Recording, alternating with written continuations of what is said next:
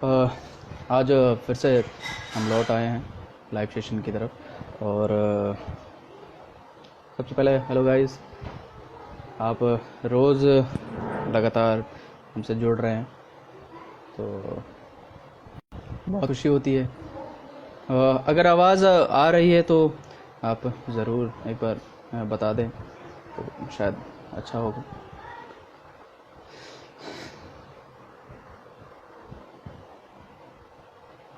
अगर आवाज़ आ रही है तो आप हाय हेलो कुछ कहेंगे तो शायद समझ में आए। हरी भाई यहाँ पे जुड़ चुके हैं, अखंड और विकास। नमस्कार हरी भाई। संजय, अखंड आ रही चलिए, थैंक यू सो मच। आप यहाँ पे विकास आ चुके हैं, हम जोड़ रहे हैं। विकास आप रिक्वेस्ट करिए, आपका एक रिक्वेस्ट का ऑप्शन आया होगा उस पर शुरू में ही, तो आप उसको रिक्वेस्ट करिए। तो यहाँ पे अभी तो कोई नोटिफिकेशन नहीं आया है मेरे पास। सोनू भाई यहाँ पे, राजीव, हेलो हेलो आप सभी को। कैसा बीत रहा है आप लोगों का क्वारंटाइन?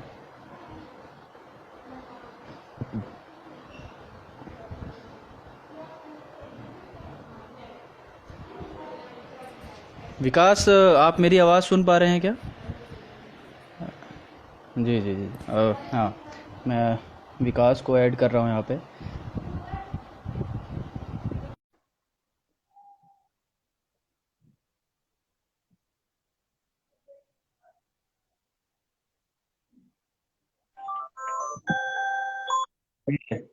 हाय विकास, हाय। कैसे हो आप? मैं बढ़िया हूँ, आप कैसे हो? बहुत कमाल। और आपको देखकर बहुत अच्छा लग हम्म। रहा है। काफ़ी समय बाद देख रहा शुक्रिया हूँ मैं। शुक्रिया। अ, शुक्रिया। मुझे भी लग रहा है, आपको बहुत अच्छा लग रहा है मुझे देखकर। बहुत वक्त और बाद देख रहे हैं हम। हेलो। यहाँ पे पहले तो सभी लोग, जितने भी लोग जुड़े हुए हैं सभी को हेलो, नमस्कार। आपकी हम्म। तरफ से थोड़ा नेटवर्क वीक है विकास, तो यहाँ पे अ, प्रॉपर स्क्रीन में ए, आप दिख नहीं रहे हैं। एक सेकंड रुकिए, मैं इसे ठीक करने की कोशिश करता हूँ। हम्म हम्म।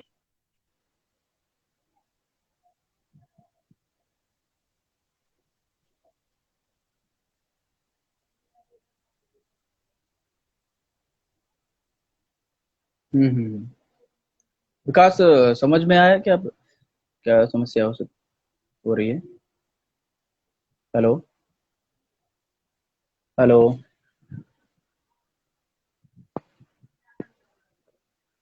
हेलो। हाँ, अभी अभी आप दिख रहे हैं स्क्रीन में। जी। हेलो विकास, कैसे हैं आप? Hello hello. मैं बढ़िया हूँ, आप हाँ, कैसे हैं? प्रॉपर देख पा रहे हैं यहाँ पे जितने भी लोग जुड़े हुए हैं? मुझे हेलो। खुद का अपना इमेज लेकिन पॉज दिख रहा है। अभी तो अ, प्रॉपर दिख रहा है, धीरे से शायद कुछ समय बाद वो हट जाए।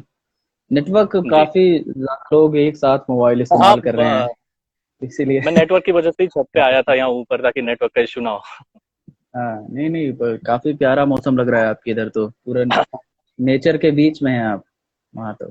हाँ, ये हमारा घर ही पूरा ऐसा नेचर के बीच में। आप पीछे देखेंगे तो आपको ग्वालियर का वो दिखेगा, फोर्ट यहाँ से, हमारी छत क्या से। बात है। तो नाउ सभी लोग कह रहे हैं कि नाउ क्लियर अभी दिख रहा है प्रॉपर। शिवा है यहाँ जुड़ा हुआ है, शिवा शर्मा, शांतनु, गरिमा। हेलो हेलो हरी भाई, सोनू भाई, सभी लोगों को हाँ, अच्छा हूँ मैं। तो जी बोलिए। विकास क्या कर रहे हैं आप इस समय क्वारंटाइन में? क्या स्पेशल हो रहा है? जैसे कि हम सभी जानते हैं कि एक अच्छे कलाकार, अच्छे एक्टर होने के नाते एक अच्छा आर्टिस्ट भी है, मतलब एक कलाकार हैं आप जो बिल्कुल प्रॉपर डिसिप्लिन के साथ हर चीज करते हैं। तो थैंक यू थैंक यू। क्या कर रहे हैं इस समय लॉकडाउन में? इस समय अब, क्योंकि परेशानी है सभी के लिए, कोई बाहर आ नहीं सकता है, काफी सारी चीजें रुकी हुई है, बहुत परेशानी है सभी के साथ में। ऐसे में बेहतर तो यही कि हम घर पर ही रह सकते हैं, और हम्म खुद पर काम करने का इस वक्त मौका मिल रहा है।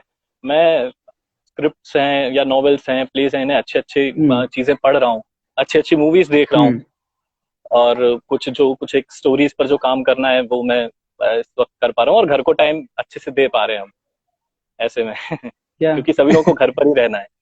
तो उम्मीद है कि जल्दी ये खत्म हो जाए, क्योंकि अब बहुत वक्त हो चुका है। अब जो जो भी काम है वो थोड़ा बाहर निकल के करने का अब समय हो रहा हाँ, है। लेकिन कल ऐसे मैंने गौर किया कि जैसे कहा जाता था हमेशा जब लॉकडाउन के पहले भी कि एक कलाकार कभी भी पूरी तरीके से शांत नहीं बैठता है, और आज भी यही स्थिति है कि पूरा देश एक तरफ और कलाकार सारे एक तरफ, और सभी लोग कला की तरफ बढ़ रहे हैं। तो मुझे ये हम्म। लगता है कि कलाकार कभी भी रुक नहीं सकता है। तो ये जैसे कि आपने भी बताया कि जी आप फिल्म बिल्कुल देख रहे हैं। बिल्कुल बिल्कुल हम्म, बिल्कुल बिल्कुल। तो विकास, एज ए एक्टर जी, आप अभी घर पे क्या प्रैक्टिस कर रहे हैं? मैं अभी कुछ दिनों से वो प्रैक्टिस मेरी छूट गई थी। मैं जब ड्रामा हाँ। स्कूल में था तो भी मैं सुबह उठता था तो सबसे पहले जो हाँ। शुरुआत होती थी मेरी, मैं वॉइस एक्सरसाइज करता था। उसका हम्म। मैंने अपना कुछ एक रूटीन बनाया हुआ था, उसे मैं फॉलो करता था। अभी कुछ दिनों से वो हम्म। छूट गई थी और अब मैंने उसको वापस दोबारा से शुरू किया है। तो ये होता है सबसे हम्म। पहले सुबह, उसके बाद थोड़ा योगा करता हूँ मैं, क्योंकि अगर वो छोड़ देते तो बॉडी बहुत स्टिफ हो जाती है, सेंसेस काम करना बंद कर देते हैं। तो इसके हाँ। बाद में फिर घर के जो भी काम है वो दिन में एक या दो मूवी देखना, अगर कुछ पढ़ने को लगता है तो पढ़ना, बस यही हाँ। रूटीन है। अ, अ, कभी घर वालों को या फिर मोहल्ले वालों को, जैसे हमेशा जहन में आता है मेरे कि जहाँ पे ऐसा हम्म माहौल नहीं है, जिनके घरों में या फिर जिनके मोहल्ले में जिसको कह सकते हैं, माहौल नहीं है, और उस जगह पे हम्म। ऐसा एक्सरसाइज करना, कई बार कोई परेशानियां भी होती होंगी फिर तो आपको। बहुत। हाँ, कभी कभी ऐसा होता है कि हमारी एक्सरसाइज से घर वाले डिस्टर्ब हो जाते हैं या मोहल्ले वाले, मतलब उन्हें ये अजीब लगता है कि ये, जब उन्हें पता नहीं था तो वो अचानक कोई आता था, देखता था, अरे क्या हो गया, क्या कर रहा है। मैं कहता था मैं हाँ। वॉइस एक्सरसाइज कर रहा हूँ, तो वो लोग जाते थे। तो उसका ये रास्ता ये निकाला है कि सुबह थोड़ा जल्दी उठ जाओ, सारे लोग सो रहे होंगे हाँ। तो डिस्टर्ब कोई होगा नहीं, हम्म। क्योंकि आदत बहुत कम लोगों की है जल्दी उठने की। हम्म। सुबह थोड़ा जल्दी उठ जाता हूँ, छत पर आ जाता हूँ, तो यहाँ मुझे वो शांति, वो एकांत मिल जाता है। तो मैं अपनी वॉइस एक्सरसाइज यहाँ कर लेता हूँ। क्या बात है, ये तो बिल्कुल एक ऐसा लग रहा है गुरुकुल सिस्टम में जिस तरीके से साधना होती है, बिल्कुल उस तरीके से उस सिस्टम को आप फॉलो कर रहे हैं इस समय।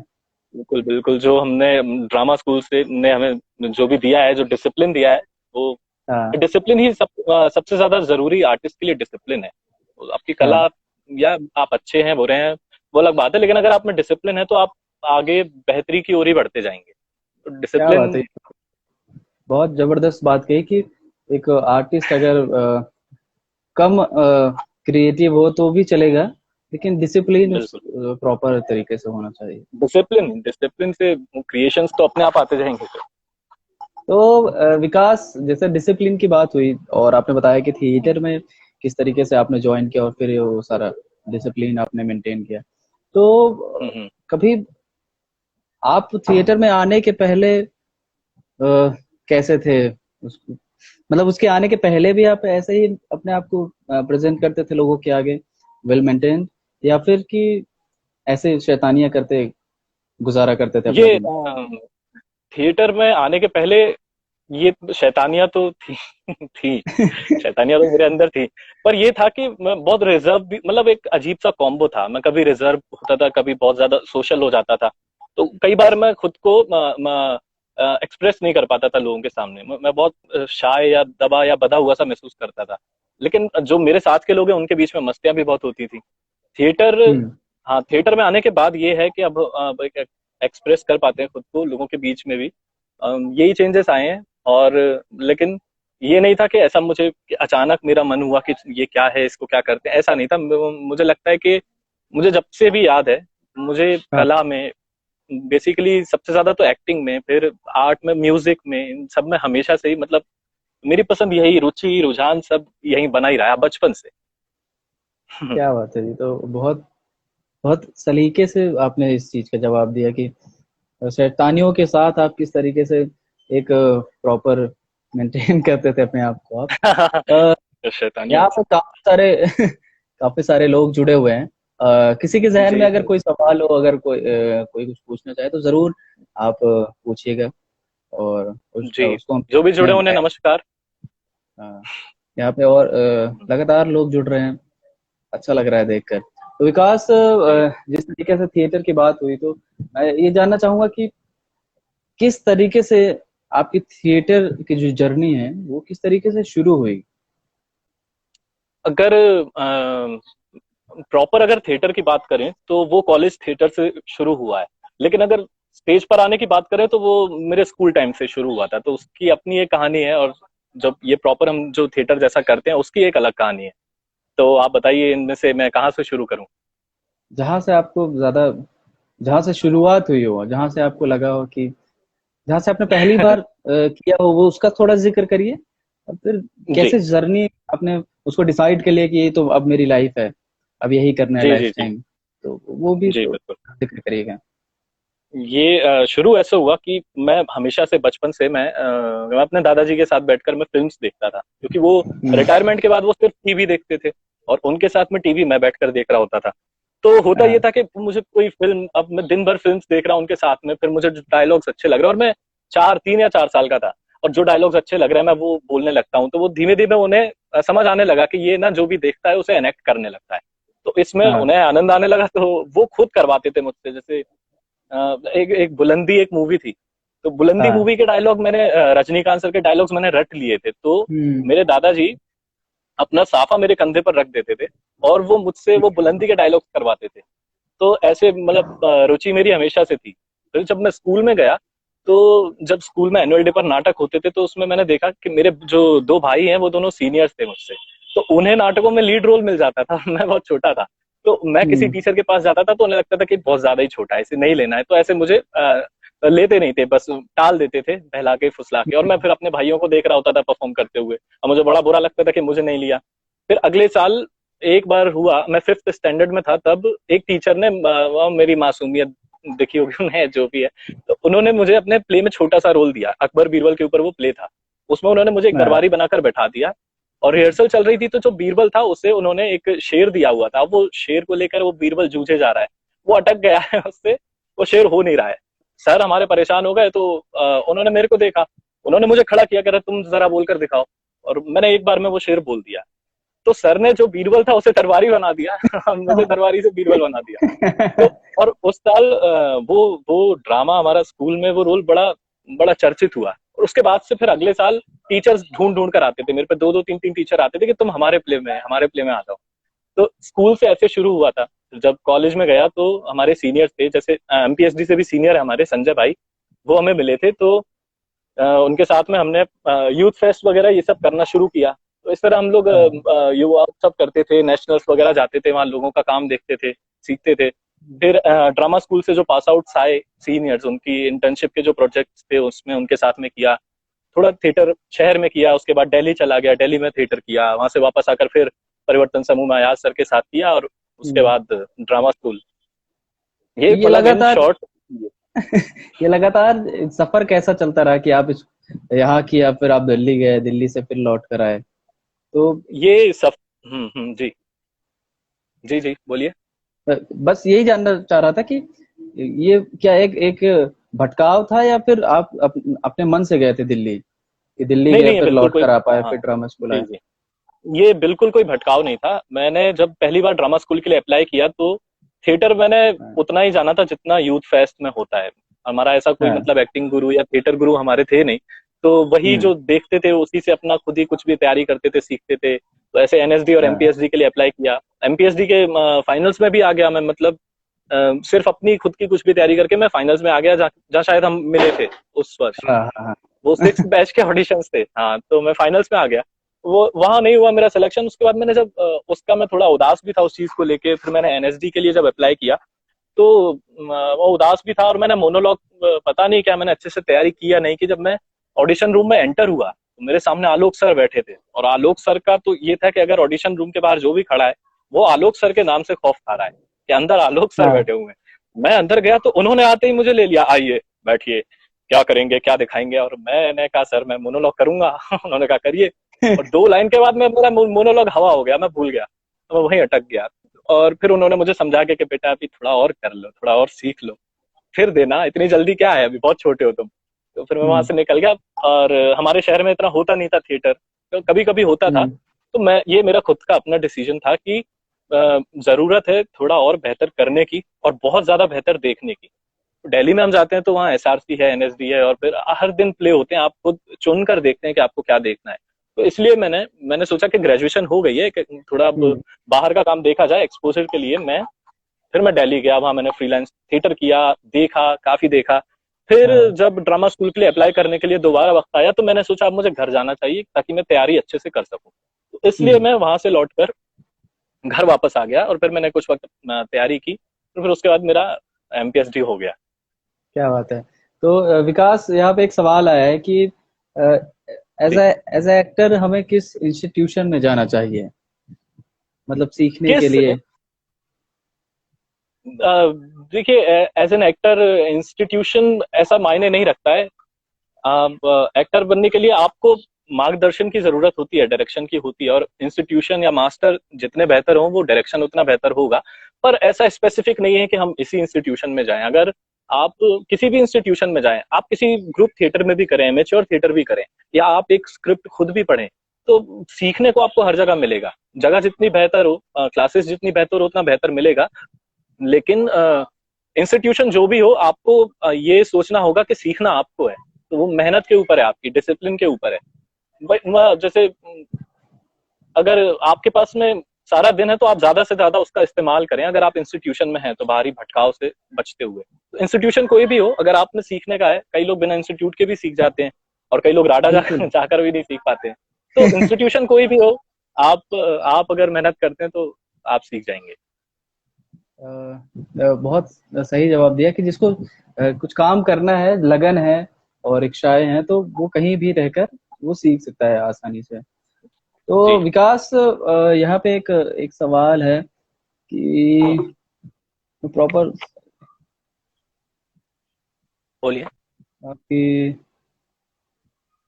आप मतलब ये सवाल ऐसा है हरि भाई का कि आप जो हम्म। आपका जो कैरेक्टर होता है, तो इसको जी। आप किस तरीके से तैयार करते हैं, या फिर उसको बनाते हैं किस तरीके से, उसका किस कौन से मेथड का इस्तेमाल करते हैं।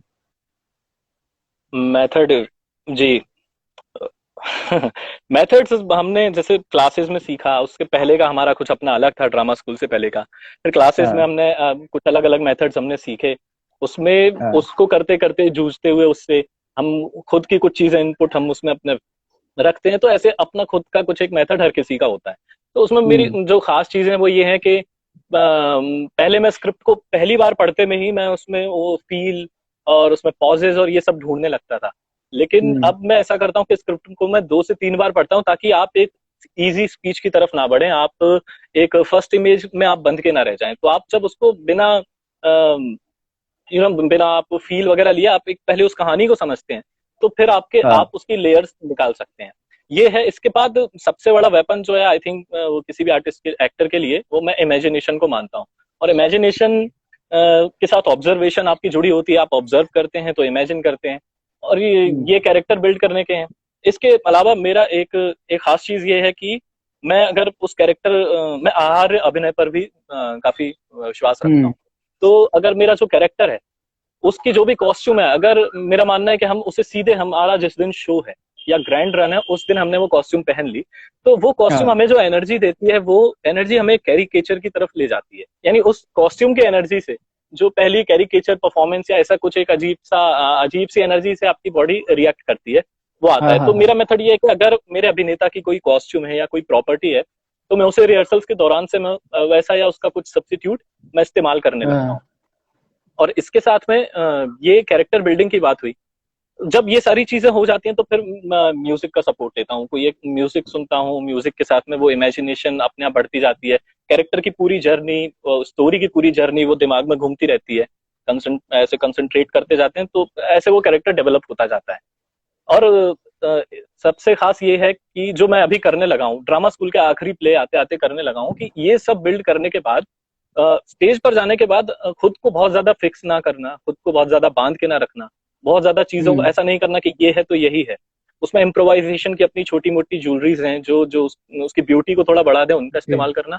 और उस सिचुएशन में हाँ। अगर इम्पल्स आता है, उस कहानी के दायरे में रहते हुए, कैरेक्टर के दायरे हम्म। में रहते हुए अगर कोई इम्पल्स आता है तो उस इम्पल्स से रिएक्ट करना। ये अभी ये कुछ चीजें हैं। और फिर हर कहानी के साथ में वो कैरेक्टर बिल्डिंग की डिमांड, मतलब प्रोसेस बदल जाती है। कभी पीरियड की बात हो तो अलग होता है, रियलिस्टिक का अलग है। हाँ। वो कुछ फिक्स नहीं है, जो सही लगता है जैसा सही लगता है, कुछ एक चीजें फिक्स है ऐसे। तो कुछ तो आपका होगा कि आपको लगता है ये मेरा है और हर बार इसको पुट करना है मुझे किसी, हर एक्टिंग में ऐसा। ऐसा हर हम्म, मेथड का अपना एक दायरा होता है, तो जी जी जी। हाँ, तो आपका ऐसा क्या है कि ये पुट करूंगा तो मैं प्रॉपर तरीके से, प्रॉपर वे में जा पाऊंगा? मेरा दायरा जैसे हमारी जो एक्टिंग क्लासेस हुई थी, उसमें जो हम्म। सबसे ज्यादा असर मैं मानूंगा जिसका रहा, इनर इनर काम, हाँ जब हम अपने इनर पर काम करते हैं कैरेक्टर के, कैरेक्टर हाँ बिल्डिंग में जो सबसे ज्यादा असर रहा, वो मैं वंदना वशिष्ठ मैम की क्लासेस थी, हाँ जो हाँ, पूरी बिल्कुल बिल्कुल। माइकल चेकअप की टेक्निक्स पर वो पूरी क्लासेस थी। तो हम्म उनकी जो टेक्निक्स हैं, मैं उनमें ज्यादा विश्वास करता हूँ कि उसमें एक बहुत बड़ा डिफरेंस ये है कि वो इमोशनल मेमोरी को जो रिकॉल करने की बात है, वो उसे हम्म खारिज करते हैं। वो ऐसा उनका मानना है, और मुझे भी लगता है। इसकी दो चीजें हैं कि पहली ये कि ऐसी मेरी कोई बहुत सॉलिड या बहुत ऐसी स्ट्रांग इमोशनल मेमोरी नहीं है जो मुझे अफेक्ट कर दे, हम्म, कि मुझे इमोशनल होना है और मैं उस मेमोरी में जाऊं, मैं इमोशनल हो जाऊं, वो है नहीं मेरे पास में। तो ऐसे में हम इमेजिनेशन का इस्तेमाल करते हैं। और हाँ। फिर माइकल जैकब ने ऐसा बोला है कि इमोशनल मेमोरी जो है, आप जैसे रोने की बात लेते हैं, तो एक लड़का है, उसे किसी की डेथ पर रोना है, फिर उसे हम्म। अपने एग्जाम में फेल होने पर रोना है, या उसे उसकी गर्लफ्रेंड छोड़कर चली गई इस पर रोना है, या उसे कुछ लोगों हाँ ने मार दिया तो उसे इस पर रोना है। ये सारे फील अलग अलग है, लेकिन इन सब के हाँ। लिए आप इमोशनल मेमोरी जो रिकॉल कर रहे हैं वो एक ही है। तो उन्होंने कहा कि ऐसे आपके जो इमोशंस है उनका एक रिपीटेशन आता है परफॉर्मेंस में, हम्म। क्योंकि आप एक ही मेमोरी से रिकॉल कर रहे हैं कहीं ना कहीं एक वो। और फिर आपको भी कुछ, आप बहुत नया ढूंढ नहीं पाते, आपको रोना है, आप एक मेमोरी को आपने कैच किया। और तो और तो मैं उस चीज में नहीं जा पाता हूँ, क्योंकि मेरी ऐसी मेमोरी भी नहीं है, और इमेजिनेशन का दायरा है कि वो असीमित है, उसका कोई दायरा नहीं है। तो इमेजिनेशन हाँ, का बहुत बहुत सहारा लेते हैं। तो मतलब एक कुल मिला के एक अच्छा क्राफ्ट तैयार करते हैं आप, अगर उस समय सोच के। अब हाँ, कह सकते हैं जूझते हैं। पहले ये था कि जो लग जाता था वो कर देते थे, अब ड्रामा स्कूल से आने के बाद सोचते जाते हैं तो भी मन मानता नहीं है कि हाँ, नहीं, अभी नहीं, अभी नहीं, अभी थोड़ा और। तो तो हाँ। जैसे संजय यहाँ।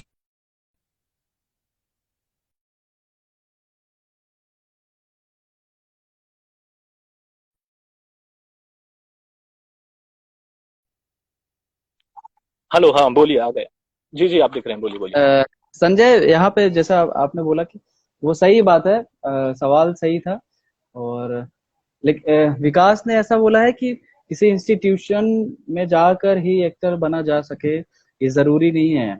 मतलब एक हम्म, अलग से एक्टर की खुद की अलग से एक प्रिपरेशन होती है जो खुद से भी की जा जी। सकती है। और वो एक लगन और इच्छा जो होती है, इस प्रॉपर वे में अगर डिसिप्लिन के साथ वो प्रॉपर काम करे तो अच्छा एक्टर बना जा सकता है। विकास, अगर इसकी बात करें जिस तरीके से आप बात बता रहे हैं कि ऑब्जर्वेशंस की, तो काफी हम्म। एक्सपर्ट माने जाते हैं आप ऑब्जर्व करने में। तो आप जी, शुक्रिया। क्या आप कैसे ऑब्जर्व करते हैं और उसका कुछ टेक्निक बताएंगे आपकी? जैसे क्या कहा जाता है कि एक्टर को ऑब्जर्वेशन जो अपनी स्किल है वो बढ़ानी चाहिए। हम्म तो आप, हम्म। ये आपके आपके पास कैसे आया और उसको कैसे दूसरे लोग फॉलो कर सके, दूसरे लोग सीख सके हो, तो उसके बारे में बताएंगे क्या आप? जी, देखिए, अब जैसा शुरू में बताया था कि मैं शरारती लगता हूँ आपको भी, तो ये जो ऑब्जर्वेशन की जो शुरुआत है वो मेरी शरारत से हुई। मैं स्कूल में या दोस्तों में, ऐसी कोई जगह नहीं थी कि मैं हम्म जहां हूं और मैं अपने आसपास के लोगों की नकल ना करूं, कि ये इस तरह बोलते हैं, ये इस तरह चलते हैं। और ये बचपन से मैं कर रहा हूँ, मुझे इसकी कोई एक क्या टेक्निक हो सकती है मुझे नहीं पता, ये मतलब अपने आप हो जाता है कि मैं किसी के साथ रहूं, अगर उसकी कोई एक ऐसी बात है जिसे नोटिस किया जा सकता है, तो मैं उसके बोलने के तरीके या उसके जेस्चर्स को या उसकी वॉक को, ऐसा कुछ मुझे दिखने लगता है, तो मैं फिर वो अपने आप मेरे मन में कहीं बैठ जाता है, और वो अपने आप ही किसी तरह निकल जाता है। लेकिन वो लेकिन अब उससे थोड़ा हट के, जब अब एक्टिंग में अगर उसका इस्तेमाल करते हैं, तो ऑब्जर्वेशन के लिए हमने जब जो वॉइस एक्सरसाइज वगैरह भी हमने करनी सीखी, तो हम हमारे जो ये जो पांचों रेजोनेटर्स होते हैं, उनसे हमें पता चला हम्म तो अब जैसे हम अपने बुंदेलखंड में देखें, लोग जो होते हैं उनका निजल आता है, वो नाक के स्वर से बहुत बोलते हैं। तो ये हाँ इंसान बोल रहा है तो वो किस स्वर से बोल रहा है, ये सारी चीजें ध्यान में जाती हैं। उसकी वॉक अगर है, तो पहले मुझे पता नहीं, मैं वॉक को किसी भी तरह कैच करने की कोशिश करता था, लेकिन मैम की क्लास हुई जैसे, तो उसके बाद में उसकी वॉक में वो लीडिंग पार्ट कहाँ पर है, जिससे उसकी हम्म बॉडी लीड कर रही है, तो उससे आसानी हम्म हुई। बाकी लोगों के अगर उनके वो जिस खास इलाके से आते हैं, अगर उसकी छाप उन पर है तो वो आ जाता है मेरे ध्यान में अपने आप। ऑब्जर्व करने की जो हाँ। चीज है मुझे पता नहीं है, वो बस है, हो जाता है, बचपन से है। मतलब इसका बस कोई आपको ध्यान टेक्निक देना नहीं है, है ऐसी कोई टेक्निक नहीं है, ये। आप ध्यान दें और आप हाँ, देखें, थोड़ा ध्यान दें तो आप कोई भी ऑब्जर्व कर सकता है वो। ये बहुत सही बात है। अगर आप लोगों को भी ऑब्जर्वेशन स्किल बढ़ानी है तो विकास का कहना यही है कि आप जब भी किसी चीज को देखे या फिर समझे तो थोड़ा सा ध्यान दे उस पर, और अटेंशन, अटेंशन दे। अटेंशन हाँ, तो वो प्रॉपर आप उसको कर सकते हैं। दे। विकास, जैसे कि आपने बताया कि आपके दादा आपको एक्टिंग करने के लिए हमेशा ऐसा एज एक्टर बड़ा प्रमोट करते थे खुद के आगे और लोगों के आगे जब भी आते थे। जी तो क्या जी जी। आपके परिवार से कभी कोई एक्टर रहा है या फिर आपके परिवार में कोई थिएटर आर्टिस्ट रहा है, तो अब वहां से इंस्पिरेशन मिला हो? मेरे जी देखिए, मैं मतलब एक क्षत्रिय हूँ, मैं राजपूत खानदान से हूँ, तो हमारे यहाँ ये तो बिल्कुल हुआ ही नहीं है, पहले कभी कोई नहीं रहा है। लेकिन हाँ, एक मैं जैसे मेरे दादाजी के भी जो दादाजी थे, हाँ वो जो गांव में थे, वैसे वो 52 गांव के वो पंच थे, मुखिया थे, 52 गांव की पंचायत में वो बैठते थे, और इसके मतलब ये सब होने के बाद भी गांव की रामलीला में वो भाग लेते थे। और जब रामलीला हो रही होती थी तो मुझे बाबा हाँ बताते हैं कि हाँ वो जहाँ रामलीला हो रही है वो वहीं रहते थे, उतने दिन वहीं खाते थे, वहीं सोते थे। और उसमें वो ऋषि हाँ विश्वामित्र का कैरेक्टर हर बार उस रामलीला में वो प्ले करते थे। और वो कैरेक्टर हाँ। उन्होंने इतने अच्छे से किया था कि उनको पूरा गांव मुनि बाबा कहता था। उन्हें मुनि बाबा मोनी कहकर बाबा। बुलाते थे, क्योंकि मुनि बाबा, वो ऋषि विश्वामित्र का मुनि कैरेक्टर, मुनि, हाँ। मुनि बाबा जी उनका, जी। ऋषि विश्वामित्र का कैरेक्टर इतना लोगों के मन में बैठा था कि उनको मुनि बाबा कहकर बुलाया जाता था। तो कभी एक दो बार मेरे दादाजी ने कहा है कि अगर तुम में आया है तो ये मेरे दादाजी से तुम में आया है, बाकी हमारे खानदान में ऐसा। हाँ, मेरे पापा बल्कि स्पोर्ट्स पर्सन है, उनका तो इससे बिल्कुल ही अलग है, उनका हाँ, उनका पूरा ट्रैक ही अलग है, तो हमारे यहाँ कोई ऐसे पहले रहा नहीं है। पर तो जिस मेरा तरीके। भाई है जो कि, जी, हाँ तो जी मेरा जी भाई जी है जो बोलिए। मेरा कजन भाई है जो कि जो जो हाँ, वो भी कला में रुचि रखता है, वो आर्टिस्ट नहीं है लेकिन वो रुचि रखता है, तो उसके साथ ऐसी हाँ डिस्कशंस या बातें हो जाती हैं, एक समझ है हम दोनों में, हाँ अंडरस्टैंडिंग है।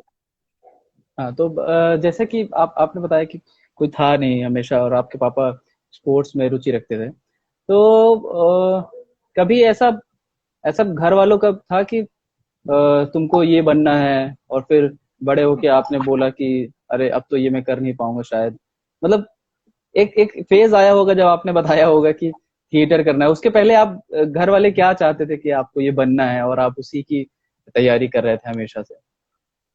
उसके हाँ हाँ, मैं बताना भूल गया कि मेरा भाई आर्टिस्ट ऐसे है, वो शौकिया तौर पर लिखता है, तो वो लिखता अच्छा है। हाँ, इसके आगे मैं बताता हूँ कि मेरा भाई लिखता बहुत अच्छा है। हाँ, ये इसके आगे मैं यहाँ बताता पर हूँ कि संजय ने शायद जिक्र किया है इस चीज का। हाँ, उन्होंने जिक्र किया, हाँ मैंने कहा कि हाँ हाँ वो लिखता अच्छा है, लेकिन वो शौकिया तौर पर लिखता है, पर वो हाँ काफी बढ़िया लिखता है, हाँ पर उसे खैर। तो हाँ, मैं स्कूल में था, 10th 9th या 10th के बाद, तब मुझे लगने लगा था कि हम मतलब ऐसा कुछ मेरे भाई ने ही, एक मूवी थी खट्टा मीठा, एक हम्म मूवी थी, उसमें मकरंद देश हम्म पांडे का एक डायलॉग था। मैं और मेरा भाई वो मूवी देख रहे थे, तो मैंने मकरंद देश पांडे का वो डायलॉग अपने भाई के सामने बोला, वही जिस भाई हाँ की मैं बात कर रहा था। तो उसने कहा, अरे अब उसने शायद उस वक्त तो पक्के में मेरी टांग खींची होगी, कह रहा अरे वाह, कमाल कर दिया, बहुत बढ़िया बोला है। तो वो बात मेरे उसको नहीं पता होगा, वो बात 2 दिन मेरे मन में घूमी, मैंने कहा अच्छा ऐसा था क्या। फिर मुझे पता चला कि हाँ, 10th के बाद आप सब्जेक्ट लेते हैं, आपको कुछ मतलब आप अपना करियर चुनते हैं, आपको क्या करना है, तो हाँ, तब ये बातें मन में आने लगी, और मैंने कहा यार मैं तो हमेशा से ये हम्म करता हूँ, मुझे ये पसंद है, तो मैंने सोचा मैं एक्टर बनूंगा, मैंने घर पे बोल दिया। और मैं 11th हम्म, या 12th के लड़के की बात को सीरियसली कौन लेगा, तो घर वालों ने कहा हाँ ठीक है, क्योंकि उस वक्त मैं पढ़ने में अच्छा था, हाँ क्लास में मैं टॉपर था। तो उन्हें लगा कि हाँ ठीक है, मजाक मजाक में कह रहा है। ऐसे करते करते कॉलेज आ गया, कॉलेज आया, थिएटर शुरू हो गया, तो उन सबको पता चला कह रहे ये तो सीरियस था। हम तो कुछ और सोच रहे थे कि ये तो कुछ गवर्नमेंट जॉब करेगा या इंजीनियरिंग वगैरह ऐसा कुछ करेगा, ये तो सीरियस था ये। लेकिन अच्छा ये है कि सपोर्टिव है फैमिली पूरी, पापा ने सभी ने हाँ। बहुत सपोर्ट किया है हमेशा।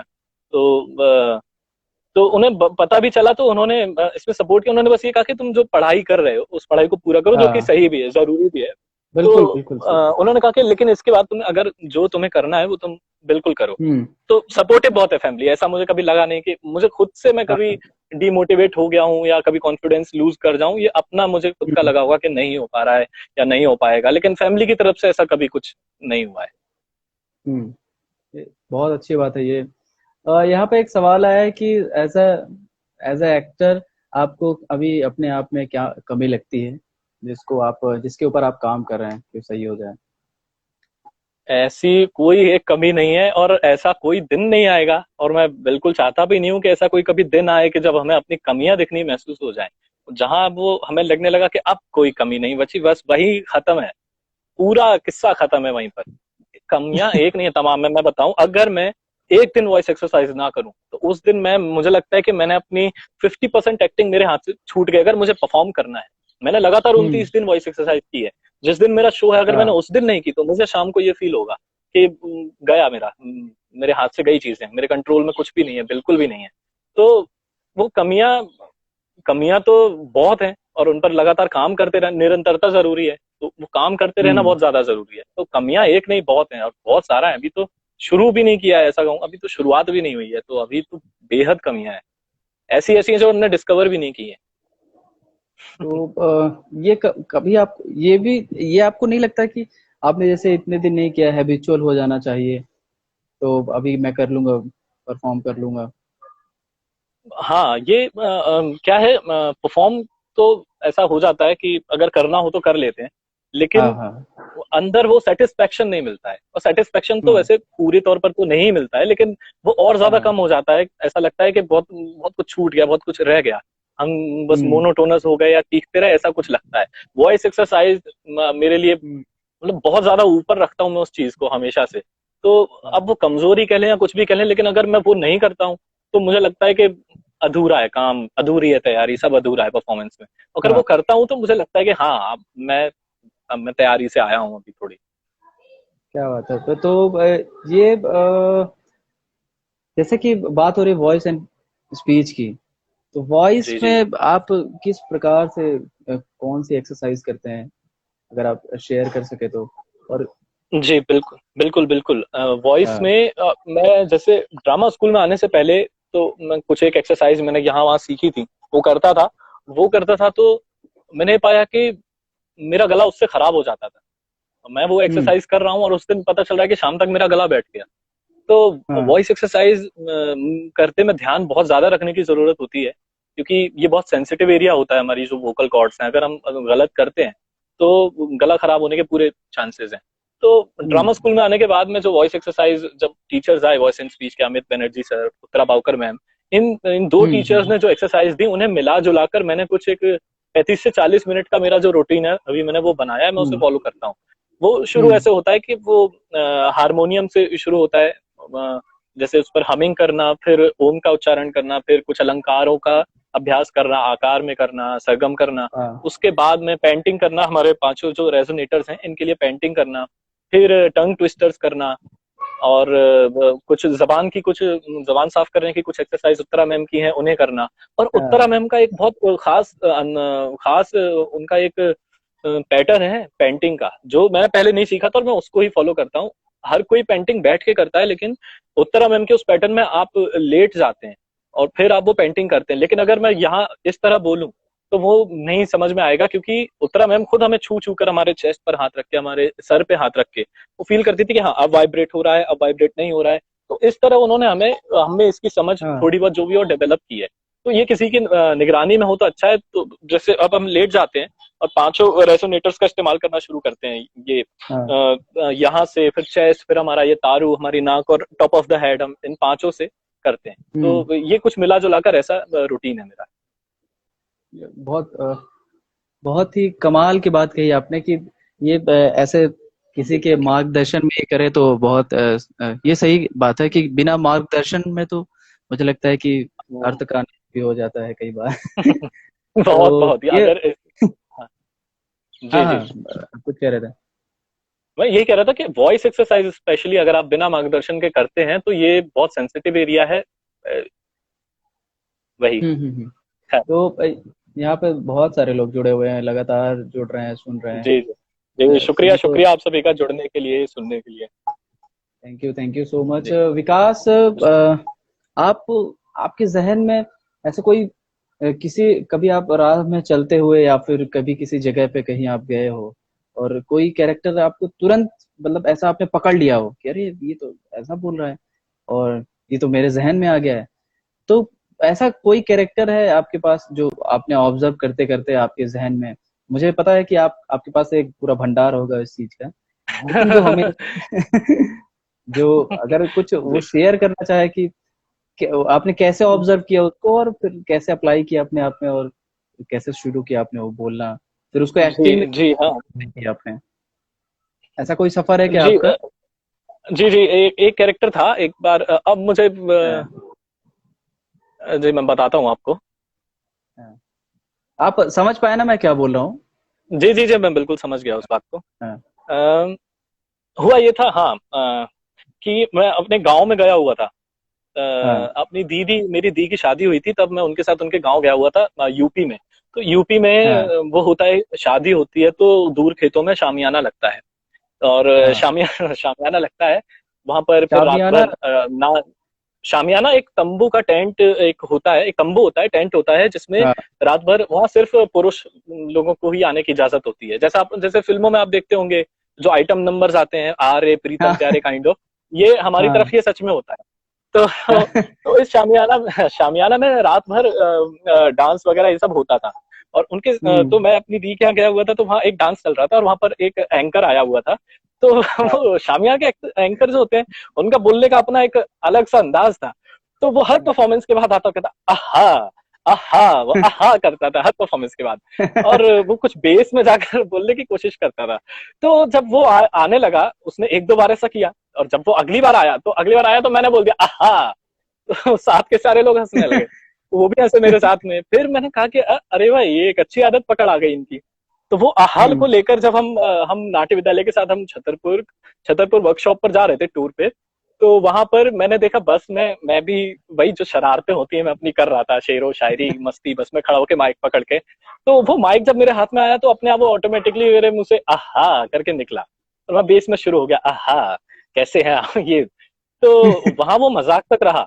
लेकिन फिर ड्रामा स्कूल में हमने सीन पर किया था, मनोज नायर सर के निर्देशन में, जो हाँ था हाँ मन की तृष्णा हमने हाँ किया था। तो उसमें बीच में हम कैरेक्टर चेंज करते जा रहे थे, तो बीच में ये था कि मैं एक राजा के किरदार में आता हूँ, जो कि बड़ा सोफिस्टिकेटेड सा, जो बड़ा मतलब, जो जिसे ज्यादा सोचना नहीं है, जो मतलब अगर जो सही लगता है, जो अपनी शान बनाए रखने के लिए सही है, वो करेगा। और बहुत ज्यादा इंटेलेक्चुअल बनना है, वो इस तरह का एक किरदार था। तो तो उसमें मैंने उसकी एंट्री में, और फिर उसकी एंट्री मैंने आहा के साथ में की, और फिर बीच बीच में जहां भी मुझे वो इंस्टिंक्ट मिला, इम्पल्स मिला, तो वो मैंने उस कैरेक्टर में उसे इस्तेमाल किया था। मैं आहा, आहा ऐसे करता था उसमें, और जो कि उसमें बहुत अच्छा, मुझे लगता है कि बहुत अच्छा उसमें काम कर गया था वो। तो वो एक ऑब्जर्वेशन था जो मैंने एक प्ले में रखा। बहुत जबरदस्त एक जर्नी है। तो यहाँ पे ये जाना जा सकता है कि किस तरीके से हम किसी कैरेक्टर को ऑब्जर्व करें, और खुद मुझे नहीं पता है, मुझे लगता है कि आप खुद पता नहीं होगा कि इस साउंड का कहाँ इस्तेमाल होगा, कब कब इस्तेमाल करेंगे आप। वही वही उसे अरे जहन एक में बैठता काफी है और जरूरत के वक्त। हाँ हाँ जी कि बहुत सारी जी चीजें ऐसे बचपन में हम या फिर कहानियां सुनाते वक्त जैसे हम बताने लगते हैं कि अरे वो व्यक्ति वहां गया था और फिर इस तरीके से झगड़ा करने लगा और फिर वो ऐसा बोल रहा था, तो हम भी कई बार मुझे लगता है कि ऑब्जर्व करते हैं लेकिन उसको करते जहन हैं, में नहीं रहता हमारे, और हम उसको नोटिस नहीं करते हैं कि हम इस तरीके नोटिस नहीं से करते हैं। बिल्कुल, तो नोटिस करना भी बहुत जरूरी है हमारे लिए। जी जी, तो बिल्कुल नोटिस विकास करना ही जरूरी हाँ जैसा कि as actor, as a realistic actor काफी अच्छे एक्टर हैं आप। रियलिस्टिक पैटर्न थैंक में यू, जो काम करने वाले। Thank you, thank you.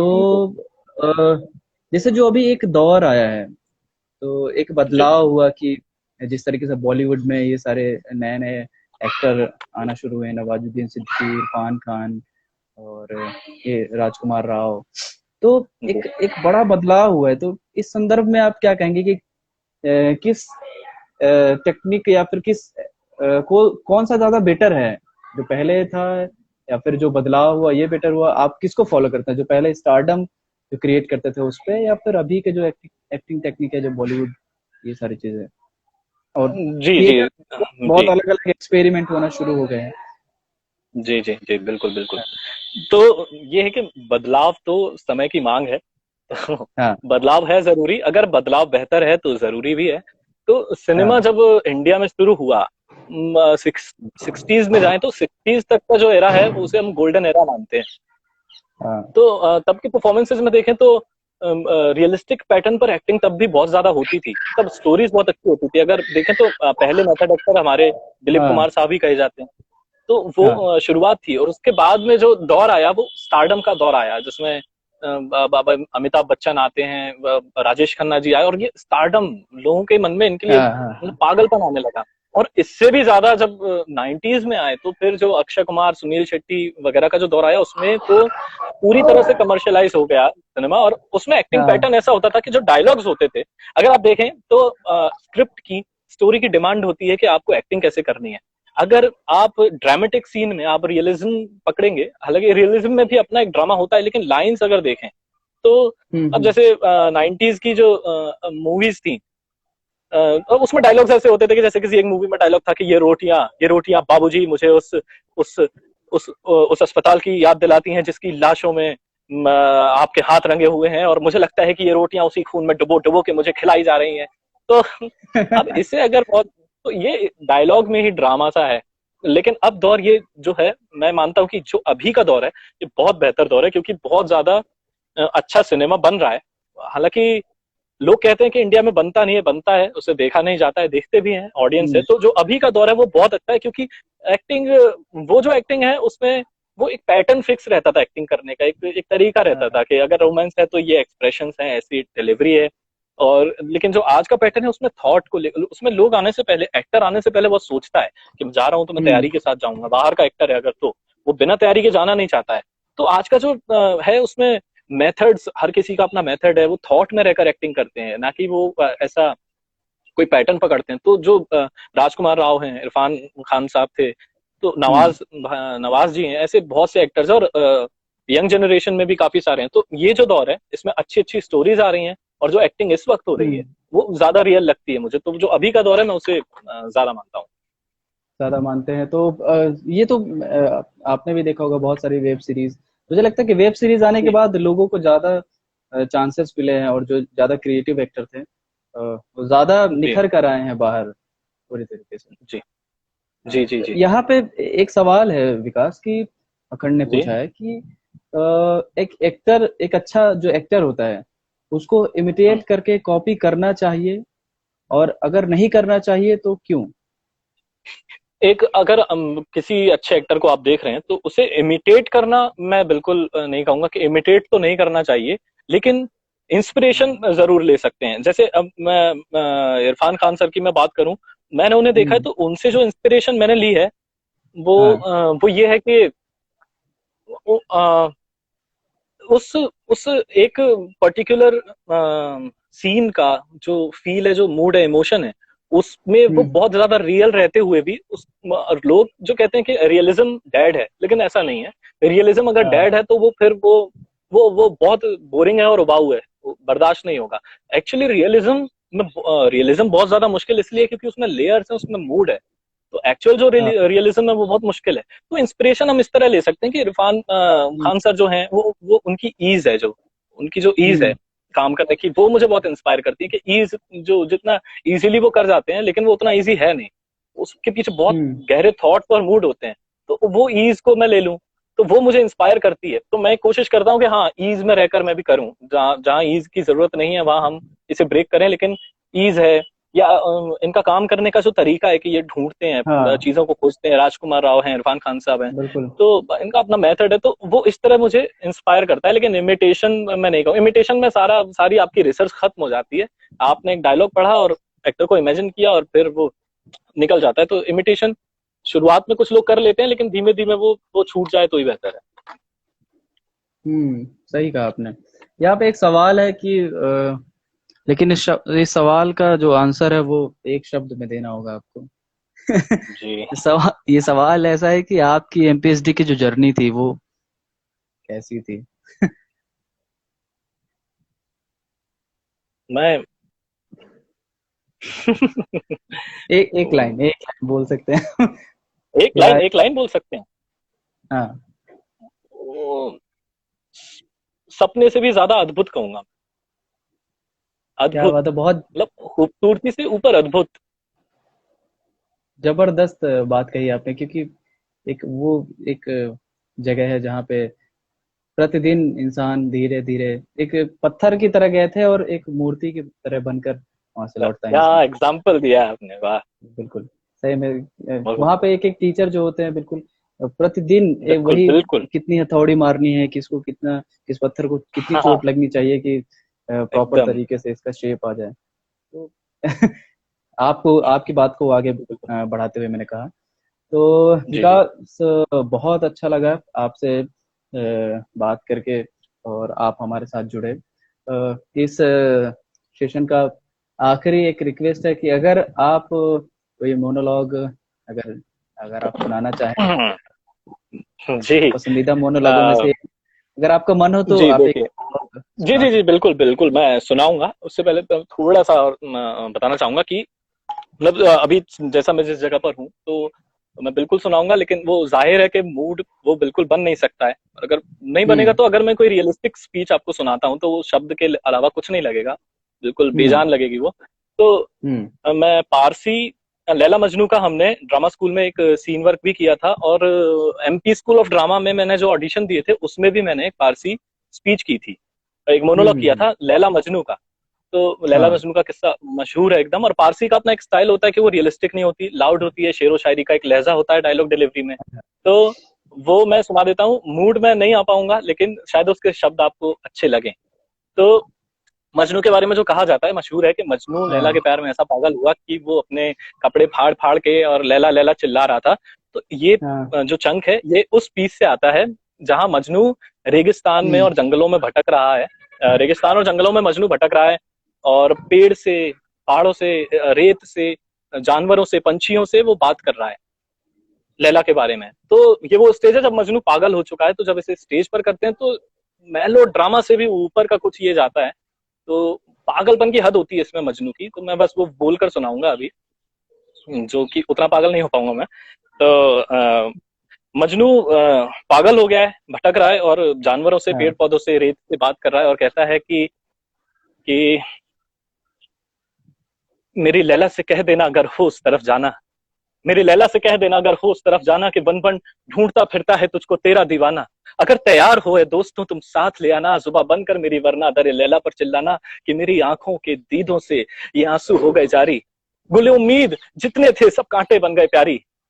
ए मस्त रूह, ए मस्त रूह तुझे निगहत की कसम है, लैला की कसम है, मेरी हसरत की कसम है, लिल्लाह ठहर दर्द मोहब्बत की कसम है, अल्लाह की कसम है, मेरी वहशत की कसम है, तू जिसको चाहती है उसकी कसम सबा, एक गम सदा पुरास का पैगाम लेती जा, ले एक धज्जी तो लेती जा मेरी चाके गिरेमा की, हवा खाता होगा मेरा गुलरूह गुलिस्तां की, अदब से सर झुकाना, चूमना चौखट मेरी जाकी, सब मुसीबत कह सुनाना मेरी जाके बयावा की, हथेली पर तू मजनू लिख कर उंगली से मिटा देना, और पूछे जो मेरा हाल तो जरा खाक उड़ा देना।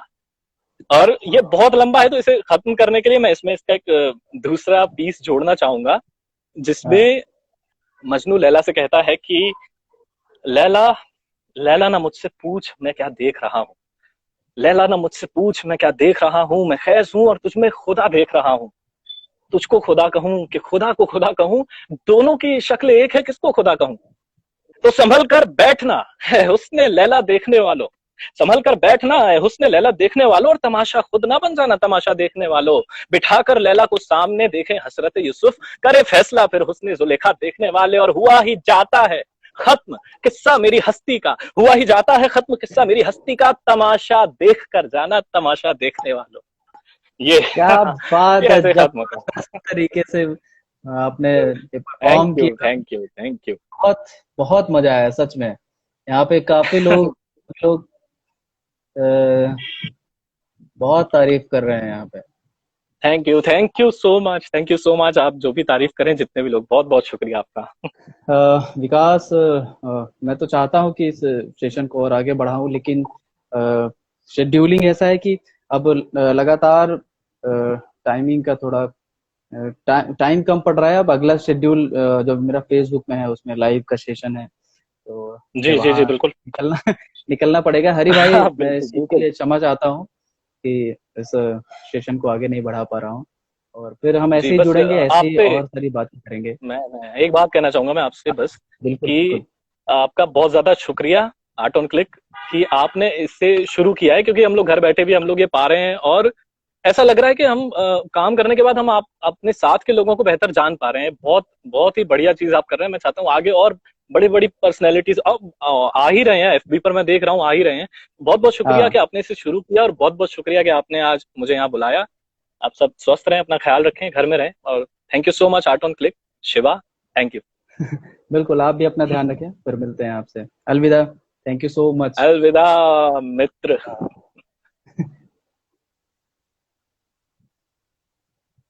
तो thank you thank you thank you so much. आप लोग, इतने सारे लोग लगातार जुड़े रहे और ढेर सारी बातें हुई। आज जो लाइव सेशन है फेसबुक का वो 7 बजे से है, और उसके जो हमारे गेस्ट हैं वो बॉलीवुड एक्टर और थिएटर आर्टिस्ट, बहुत अच्छे एक्टर हैं वो, गोदान कुमार। वो एनएसडी पास आउट हैं, और कई सारे फिल्में भी किया है उन्होंने मुंबई में रहकर। तो मैं यही कहूँगा कि आप उस सेशन में जुड़िए, और जो भी आपके मन में जो सवाल हो सवाल पूछिए, तो अच्छा लगेगा मुझे। फिर कल मिलते हैं एक नए गेस्ट के साथ। तो अलविदा। आप लोग अपना ध्यान रखिए। बाय।